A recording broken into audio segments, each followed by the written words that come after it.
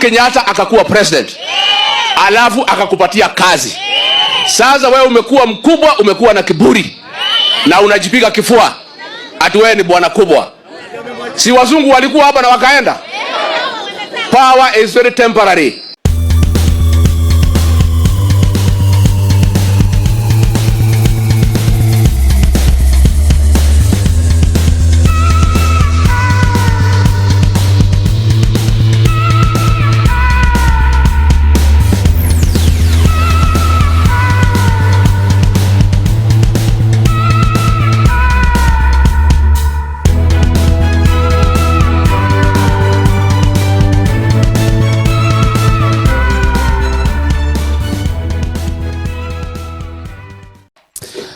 A very good evening and welcome back to Havana Media. My name is Professor Wino, and as usual I'm going to be your host for today.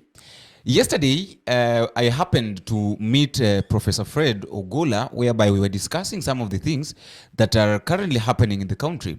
And we did just mention something concerning this issue of the MPs, most of those who voted yes during the finance bill election or finance bill voting.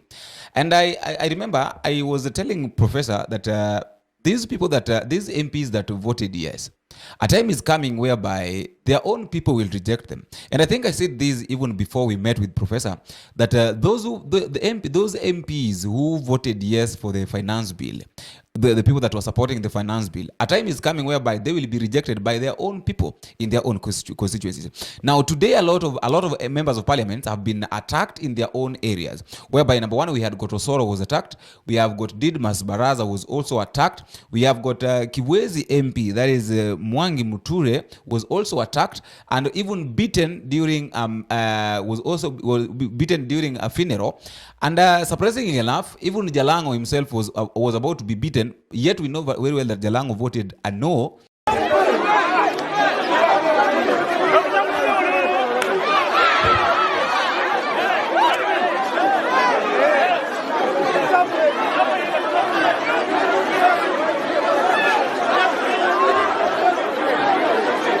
That is not what I want us to talk about. Before we jump into my discussion of today, I like to appreciate those who are giving us support. I would like to give you a chance to go to the subscription area, click the subscribe button. You can also like and drop me a comment and tell me you're watching us from the way these videos are reaching you.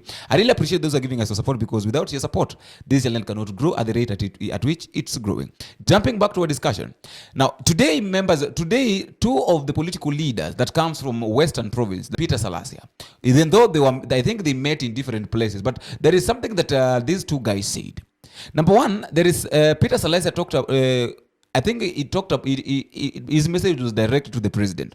He was telling the president that there is no way you can talk about the Eurobond. There is no way you can talk about the increasing things in the finance bill, and also telling us that Kenya, we are running bankrupt. Yet things that you are doing, there are a lot of people that you put in the offices, paying them with the money that you're supposed to do. You're supposed to help Kenyans with. I wanted to listen to the way Peter Salasya was speaking. Then we come back so that we can also. Hiyo ndio tunasema ya kwamba we can create our jobs here in Kenya. Na mimi nataka kuambia pia rais asikie maneno. Nataka kuambia kwamba alisema walilipa $500 million ati pesa Eurobond. Mimi nataka nimuulize ya kwamba wale watu ambao waliiba Eurobond ndio wale ambao aliwaemploy. Kuna ule anaitwa Njuguna ambaye alikuwa governor wa Central Bank in 2014 wakati ile Eurobond ilikuwa inaibwa kwa sababu haikuwa ifika hapa, na akamweka kuwa CS wa finance. Na tuko na ule ambaye anaitwa Tuge ambaye alikuwa PS wa finance, na saa hizi ndio alimweka kuwa governor wa Central Bank. So wakati anaposema he wants to fight corruption, he must start by sacking the two people, because those are the masecretaries ambao waliiba pesa Eurobond. Message to Rigathi Gachagua. He started by talking about William Ruto, though he diverted and went directly to Rigathi Gachagua. He was telling Rigathi Gachagua, we remember very well on Wednesday, just immediately after the president had a press briefing in Nairobi State House, Rigathi Gachagua went to Mombasa And that is now where he was saying that the NIS director, that is Nordin Haji, is supposed to resign because is the person who was supposed to give president the direction, or was supposed to advise the president on what needs to be done on the finance bill and the way the people Kenyans are reacting concerning this, but they failed. And he told Nordin Haji that he is supposed to resign with an immediate effect, without remembering that he is also in the office. Boni Khalwale was telling Rigathi Gachagua this, that there is no need of running away from the problem. Why is it that instead of telling the president all these things while you're with him at the State House, you ran away from the problem in Nairobi and went to hide in Mombasa? Why is it that you can't advise the president, you yourself? Why is it that you're putting pressure on other people, that they are the people that are supposed to advise the president? Yet we know very well that you are the next in line. You are the second in command. That is, if there is someone who is supposed to advise the president very keenly, is you. President, kama umenisikia vizuri,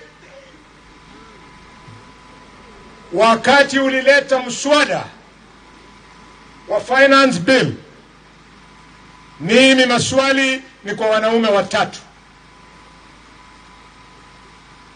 Deputy President Gachagua, Chief Prime Minister Mudavadi, and Speaker of the National Assembly Wetangula.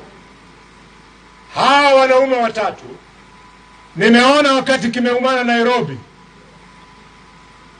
Gachagua, Deputy President, ametoroka Nairobi, amejificha Mombasa huko, ati anatoa statement anasema Your Excellency Mr. President, ungefanya namna hiyo. Gachagua, mbona ulitoroka Nairobi mahali penye ilikuwa imeumana? Na number 2, Gachagua, kama ulikuwa na jambo ya kuambia rais, mbona ulikuwa unaambia rais kama tayari inji imebasuka? Why didn't you give him advice, the advice that would have preempted the mess that the country went into? Therefore, I want to ask Deputy President to stop pretending kama hako na advice, yeye wanakaa na rais, ampatie hiyo advice, ndio watoto wetu wasiendelee kudhulumiwa na kupoteza maisha yao. Waluya wamechangia, Ruto amekuwa president, hiyo kura imechangia wewe Wetangula ni speaker, imechangia wewe Mudavadi ni chief minister.